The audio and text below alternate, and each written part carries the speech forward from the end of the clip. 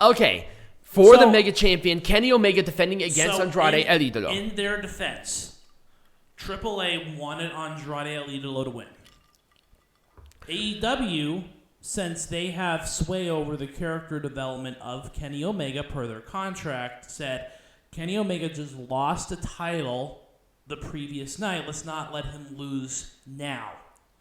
Okay, I see now. So Andrade is probably going to be the one to dethrone Kenny Omega, but it's not. They just didn't feel like the timing was right. They didn't want him to lose 2 world titles in a row. Right. The only time that I could possibly think of at this point with them with this is going to be at Heroes de la Mortal. That's the next pay-per-view. Right. I mean, other than like that, the match itself was fine. Yeah. I thought it was going to be a lot better than what it was. Yeah. I thought so too. But once again, for a Kenny Omega Andrade match, I was expecting this to be like a 5-star This was like a solid 4. I can't really give it any more than that. Andrade was there. Andrade worked hard. So he came out, and I hear Space Odyssey. I'm like, there's no fucking way. Ric Flair comes out. Yep. Now they're like, oh my god, wasn't he just released from WWE? Yeah, he can't compete on American soil. There's nothing that he said that he cannot compete or appear there. Mexico. Well, he did compete. He did physically get into the ring because Conan was in the side of Omega. Right. Because I'm going to assume Don Callis did not have clearance to go to Mexico. No, probably not. Maybe. Let's see. Oh, Charlotte Flair was also backstage at this event. She was backstage? Yeah, she was backstage at this event. Why? Why do you think Charlotte was? I mean, I understand why, but why? Doesn't she have things to do? Isn't she going to be here in like a couple of days? Well, yeah. She's going to be a meet and greet at MGM on like Friday. Yeah. So. Whatever. That's still like 5 days away. Yeah, but then she goes backstage because Andrade and Flair. Yeah. Is she just there for moral support? Pretty much. She should have come out.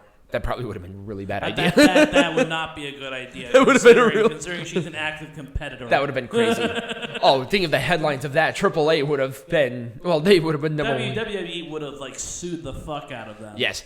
Kenny Omega did win. It was a one-wing angel on the belt, and I love Omega's reaction to that. It was like the pinfall happened, and Omega just whoop, tossed the belt over, and didn't even go out of the ring. It just flopped. It's like, fuck, I totally ruined that spot. It was really funny.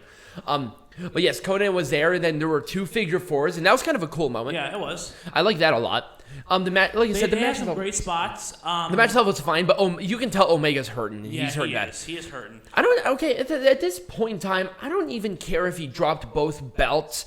This was not aired on American television, right? At all. It would have been fine for him to lose this belt. But again, AAA was ready for Andrade. They were ready for Andrade because Omega's had this belt for 2 years now. He's had this thing for 900 days. And Andrade, here's the thing. Andrade is signed with AAA, or AEW, sorry. Yeah, he is. So I feel like they really want to put it on maybe a guy who is on their active roster, which is why I'm thinking Elio del Vikingo, because he's that fucking good. I would be totally okay with that. I guess it really just depends, because remember, Bound for Glory is happening too. In October, yes. Yes, so maybe they'll have it on the line there. That'd be interesting. Yep, there is a chance. Mm-hmm. Absolutely. So now we're gonna go to our main. All right, let's make this shit matches again, starting with the Marvel Lucha Libre edition. No. Okay then. Now, here's one thing. Here's the thing about AAA is that they don't do a lot of clarifications as far as storyline goes. Right. So I think that, because I know that there's something going on with the Marvel heroes and stuff, that they were able maybe some video packages before each match to really not only give us a little bit of a break between, but really kind of catch people up. And that's the one thing I love about WWE. They do that for the bigger matches. So they do that for WWE. They do that. AEW. You can skip. You can does that. Right. For some of the bigger matches, they do it in NJPW. They do that. They do it. Yep. New Japan Pro Wrestling does that too. And I think CMLL does that to a point. Yep. Ring of Honor does that. Everybody else does it, but AAA. So here, it's like, why is the Hulk and Terror staring at each other other than reasons? The entrances were fucking absurd. Oh my god, and they took forever. They were scary and long. I think Like, all the entrances took like 5 minutes because every single person had to come out in separate entrances all the way down to the ring. At least the videos looked better than their Yes, usual. I will say that. Yes. Usually the videos have like this garbage ass like background, but instead they have like this big sprout thing of color. Here, I'll show you an example. So like they had like this kind of coloring. Like around Drago, like that pink or the purple or the thing around here with that green. They had that instead of your regular nonsense, which actually looked a lot better. It did. Actually, no. The things for these ones were made by somebody totally different, and they were fucking cool. It was, like give me more of that. But yeah, it was no. It was no. Anyway, let's talk about Copa Triplemania. I wish that they had. They should have announced everybody because they should have. They should have also given us clarifications how many competitors were in the matches. Right. And they gave it to us later. It's like 12-person Copa Triplemania. I was like, okay, why didn't you tell us that beforehand? They gave us like 4 slots. So Peanut Gallery are going there. Oh, it's a fatal 4-way. So we chose like 1 person and like a definitive winner between the people that we thought. And said, no, let's have 12 people in it. We had to throw this match out for purposes of our statistics. So like, no one's gonna get this. Right. No one got it either. Right. It was really stupid. I mean, the match itself was fine. It was. Maybe kind of tell us what it was for other than a stupid trophy. It pretty much was for a stupid trophy. No, I hate it. I hate it when there was like a battle royal or a tournament that means nothing. Give me like a #1 contender for like the title, even like an American champion or something. Right. That's fine. Anyway, the ref. The ref. Really, the ref. The referee, I understand that there might be some referees that are a little biased. This referee was so blatantly obvious as to who was going to win that you couldn't even appreciate the match because you knew who won because of who the referee is favoring. It was getting annoying. And they did timing perfectly.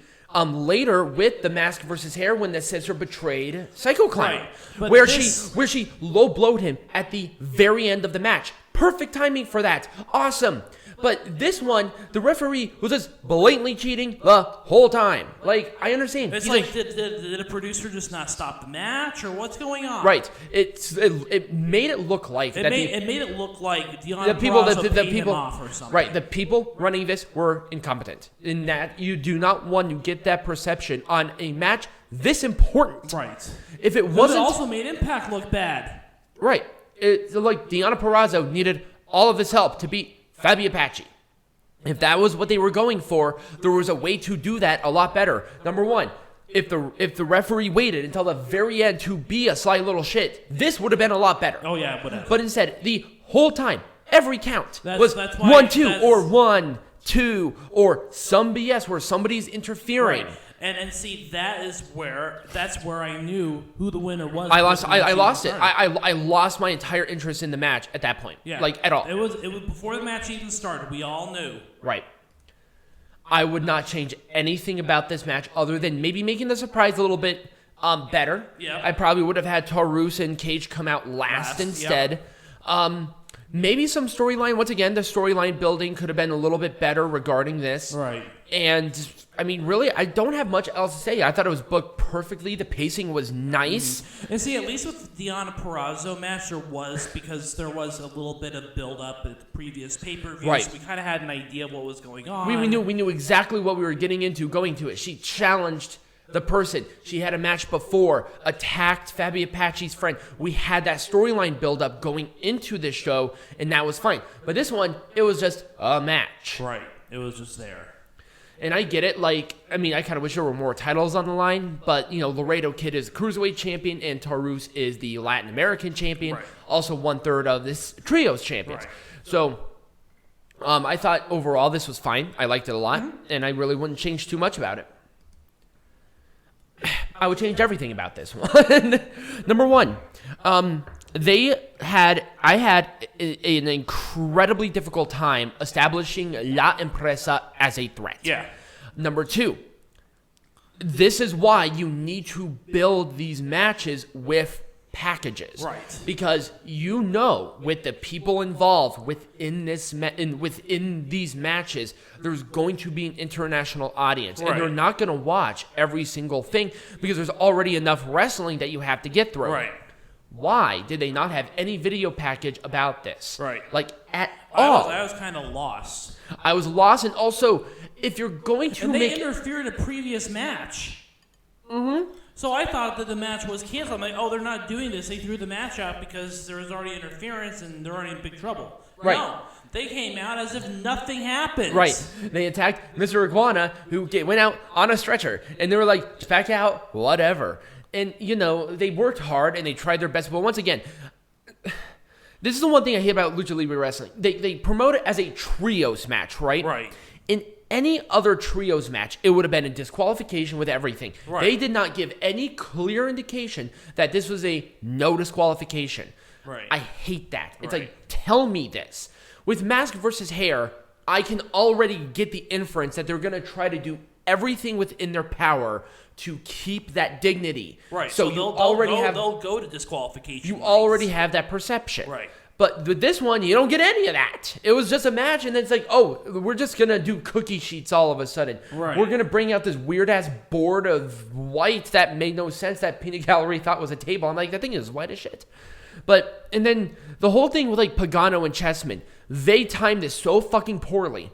And the camera angles did not give any indication of this. They need build-up. We need build-up for this kind of conflict. Right. And why these ones? Like, Right. I mean, of any people to represent AAA, why Chessman? Right. Like, I get it, he's like a big draw, but Chessman has always been like that anti-AAA. If you're going to do all heels, you need to do all baby faces. You Right. cannot do this. It's so weird. It is. It's so bad. It's really bad. And the match was just sloppy. Everyone was yeah. out of place. And it was just... Now, some of them were good. Murder Clown did try his best, and he did some really good stuff. Yeah. I thought Murder Clown was the best timed performer in this entire match. Yep. Okay. Again, we already know about the finish. I loved the Flair surprise. Yes. The finish was... I mean, okay, I understand AEW's thing about this, but this was Andrade's debut. Right. This was Andrade's debut match back in AAA as this character. And then you beat him clean. And that was the other problem. This was clean. Oh, yeah. I wish that this would have been like a Conan... A dirty finish. Right, like Conan hit him with like a dirty- table or Right. like a table. Conan picks up a table and hits Andrade with it. No, like a brass knuckles or something. Right, and that's what I thought. I thought, oh, he's Or like roll up with the tights or something where there could have been something. Right. But no, clean pin. Omega was the better man. And then Andrade just gets up immediately and walks back out. Now, Flair was good, and the match itself was fine. I just kind of wish we had something a little bit different. I wish that the finish, because if you want to set up a rematch, now it's be very hard for them. It's going to be a lot harder to set up a rematch. It's like, okay, he already had his opportunity. He lost clean. Like, well, no. We're wrong. Totally wrong on that. No. There was a belt hit. Yes, there was a belt Okay, hit. there was a belt hit. They've established that. Okay, literally ignore that whole rant. Here's my thing. I still think Kenny Omega should not have hit his finisher and did the clean pin. It should have been a belt shot and a roll-up and tights. Right, exactly. Okay. At this point, I totally forgot because, like, what happened later, I was just so pissed off that... Let's talk about what happened later. That was death. I did like the moment with Flair and Conan, though. That was really good. Yes. I did like that. Anyway, No.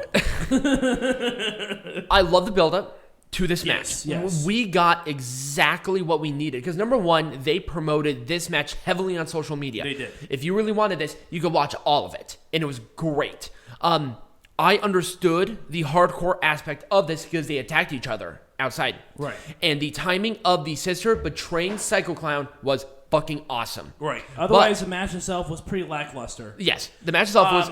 The mask being pulled apart was not a good start. Right. And so they had to change everything about all of their spots because somebody got a little overzealous. Yep. Let's make sure that our shit works before we start doing it. Yeah, let's make sure you have enough stitching in there for your mask to be able to make it Oh, no, work. I was talking about, like, the shaving stuff. Oh, yes. The hair, yeah. The scissors and stuff. But here's my problem, though. I think it's because it was so chaotic at this time, we couldn't get that. Here's the thing. This match was not as impactful because Psycho Clown did not do any of the shaving. Right. Where, okay, we did a review a couple of years ago of it was Blue Demon Jr. Right. and Dr. Wagner Jr. Right. in a mask versus hair.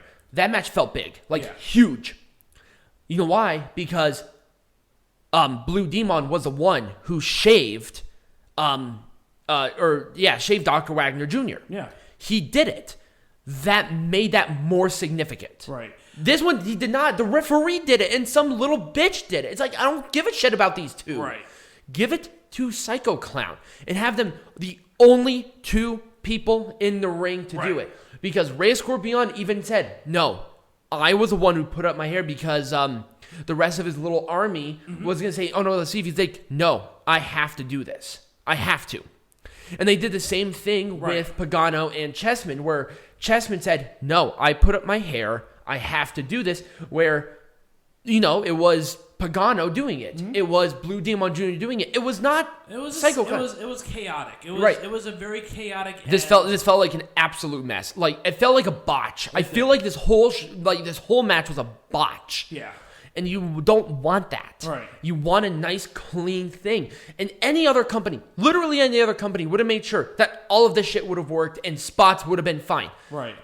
I'm not even going to blame Rey Escorpión for ripping it as much as he did. Right. He was trying to play heel, and I get that. But if Psycho Clown wanted to do this, maybe have like another mask underneath. Maybe have it a little more complicated. He ripped this thing like it was nothing. Yeah, no, it was like a clean rip. It's like, dude. Maybe like a little bit of a rip or something or whatever. Okay, here's one that really did it well.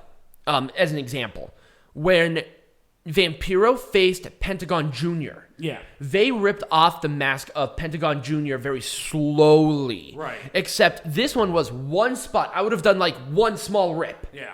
And then another one. And then another one. You build. Because that's what wrestling is. You build to the climax. Right. This was not that. No. And it just felt, it was bad. It looked very bad. So yeah, those were all the matches. So we want to hear from you. What did you think about Triplemania? Did you watch it? Yep. What was your favorite match? What was your least favorite match? And what could they have done better? We want to see how you would make Pro Wrestling Majestic again. All right, next week we are covering SummerSlam because we will be there live. We are covering NXT TakeOver 36 because we will be watching that on Sunday. We will not be covering Ring of Honor. There is just no time in our schedule to do that. If we were not going to SummerSlam live, we probably would have done it. But between Mothership being in town and the fact that there are already 2 pay-per-views. And tickets, and one of them is SummerSlam, and we're going to it, there's just no way. There's just no way. But we will still be doing predictions on Ring of Honor. We will just not be covering it. And then, obviously, the week after is NWA, so, we just two NWA shows, we just won't find the time. Right. There is no time in our schedule to do Ring of Honor. No. Which is unfortunate, but hey, it happens. We'll watch Death Before Dishonor, so... Right. That'll be next month. So, if you did like this, remember to like this video, subscribe to the channel, share it with your friends on all social medias, follow us. There will be a link tree down below. Become a patron as well, where you can get like cool exclusive stuff, including like merch and all that nice stuff.